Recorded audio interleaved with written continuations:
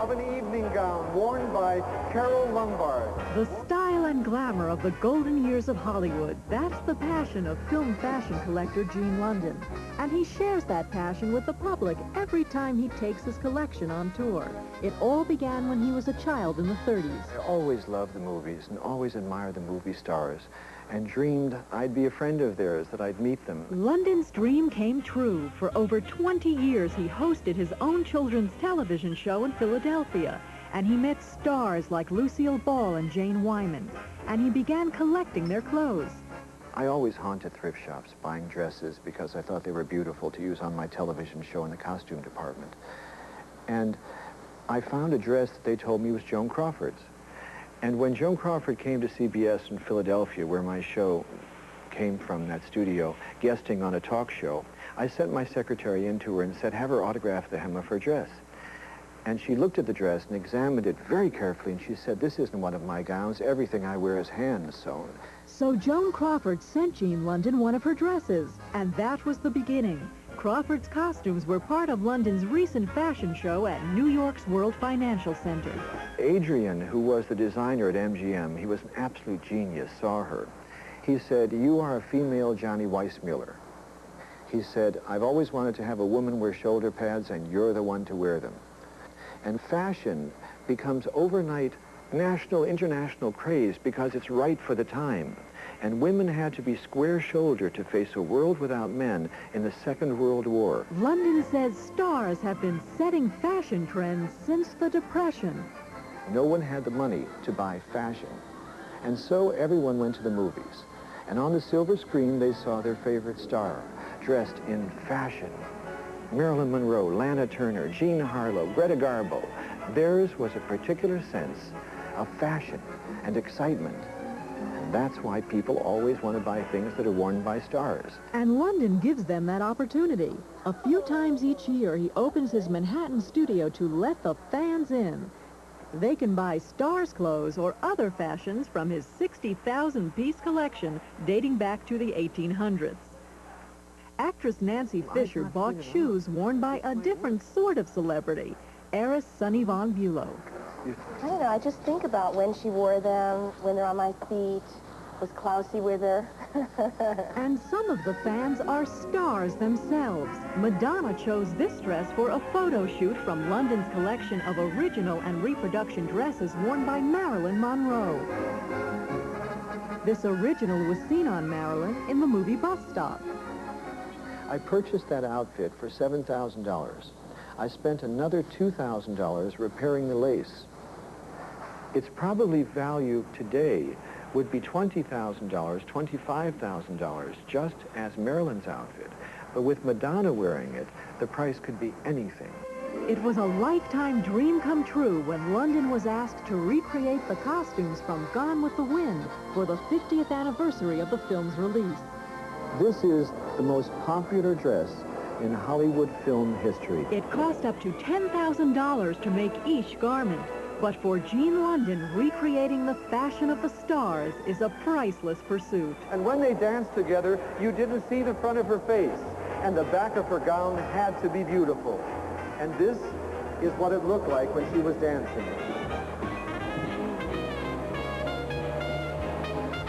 The look of Gloria Swanson, Art Deco back, cinema satin by French couture. What happens when two of Hollywood's comic superpowers collide? I had an affair. You are the most callous. For Bette Midler and Woody Allen, marriage has its downside. God, we're gonna get divorced. Give me that. I'll drink to that. If you think their future is shot, I'll kill you. you should see their afternoon. Is this the time or the place to end a 16-year marriage? Scenes from a Mall. Playing Friday on the Movie Channel. For 6 years, there was peace. But now, they're back. This time, they want the world. I don't want to have my brain vacuumed. We'll save you. No, turn it off! Don't do this! I want Jack Death to see his wife become a trancer before he dies. Can the evil be stopped? Trancers II. Playing Sunday on the Movie Channel.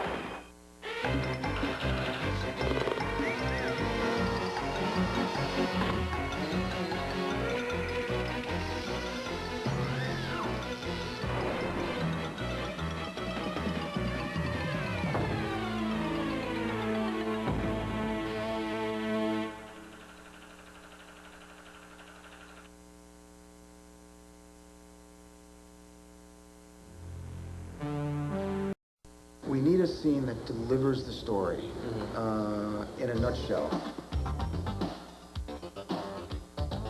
That's it.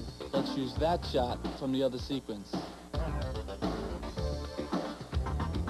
I love that. I think that's great. Terrific. Trailer producers Tony Silver and Barbara Glazer and Orion Pictures Vice President Stephanie Allen are working on the marketing campaign for the movie Article 99. I operate this hospital in the best interest of our patients. This hospital operates with only one interest, your own. Article 99, starring Ray Liotta, Kiefer Sutherland, and Eli Wallach, pits doctors in a VA hospital against the bureaucracy depriving patients of proper medical care. The trailer must deliver the movie's message in about 2.5 minutes. This movie is, above all, an emotional experience, a very entertaining one, and that's what we have to get across. These are doctors in rebellion against a system, not for their own sake, but so that they can help the patients that they're there to care for. Right. It's not just chaos. Right. Picking the trailer's opening shot to hook an audience can be a tough call. This sequence of doctors heisting much-needed supplies was considered, but this scene made the final cut instead. We have no actual proof that you are disabled. You want proof? All right, now look, I'll give you some damn proof. You want some proof? You want some proof? You want some proof? Here's the damn proof. Seemed like a natural to start the trailer with. The only question was, are people going to be turned off? Turned out to be a scene that everyone responds to. And all trailers must respond to certain film industry rules. They must be G-rated. We have to work on the hospital sequence because right now we have information in it and language in it that we've got to get out. So let's run that.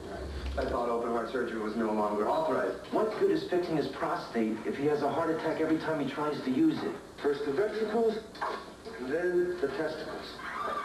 Okay, we're not going to be able to say testicles either. Or show them. Or show them. After reworking, this is how the scene plays in the trailer. This patient needs open heart surgery. I thought heart surgery was no longer authorized. Look, we're here, he's here. Why don't we make the most of this? Tony Silver has been making the most of it for some 20 years, creating the trailers and/or TV campaigns for Platoon, Mississippi Burning, Miami Blues, Dances with Wolves, and many other films. He created this riveting teaser for Alien. Asked not to use any footage from the movie itself, Silver shot the whole sequence on top of a 30-foot-long table covered with baked clay. A trailer should be a promise, in the best sense, that forms a bond with a movie audience and says, you're going to love this. Here, take this. I got nobody else to give it to. Look, everything's going to be all right. I think this is really good. I always get tears when I watch this. And hopefully the audience will too.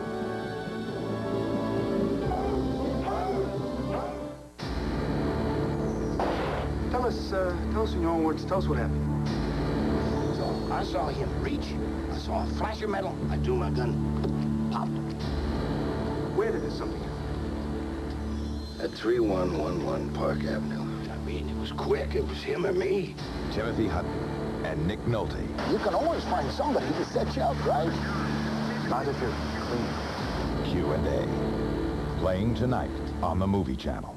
He's never feared the impossible. Anything's possible. He's never run from the good fight. I didn't fight. I gave a motivational seminar.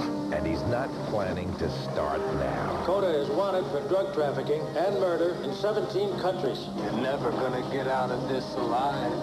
Chuck Norris. When death calls, you'll be screaming like a baby. Delta Force 2. Playing Thursday on the Movie Channel. Here's a preview of a movie playing in theaters now. From the Academy Award-winning director of Rocky and the Karate Kid comes the story of a boy orphaned in a land he loved. I am Pete. I'm PK. In harmony with the people that were not his family. Oh, it's sad. We have a boxer here. As he grew, he trained to protect what he treasured. Learned to defend what he valued. If we let them get away with it on our own grounds, it will never change. He fought with his fists. I want you to start this school to teach my people to read and write English. It's only about a dozen people you're talking about teaching. But how much difference will that really make? But he led with his heart. The waterfall begins with only one drop of water, sir. And found that one person can make a difference through the power of one. Stephen Dorff, John Gielgud, and Morgan Freeman.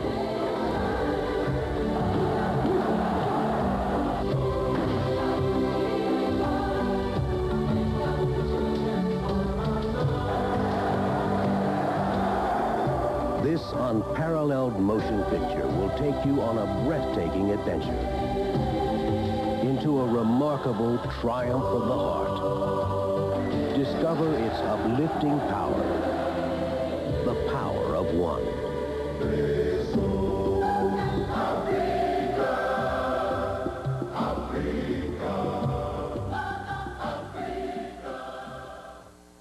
A love triangle of espionage, passion, and power with only one way in. Leaves Kevin Costner. You know I work for Bryce? Sean Young. And that makes two of us. And Gene Hackman. This one can do things for me like no other woman I've ever met. With no way out. Playing Saturday on the Movie Channel.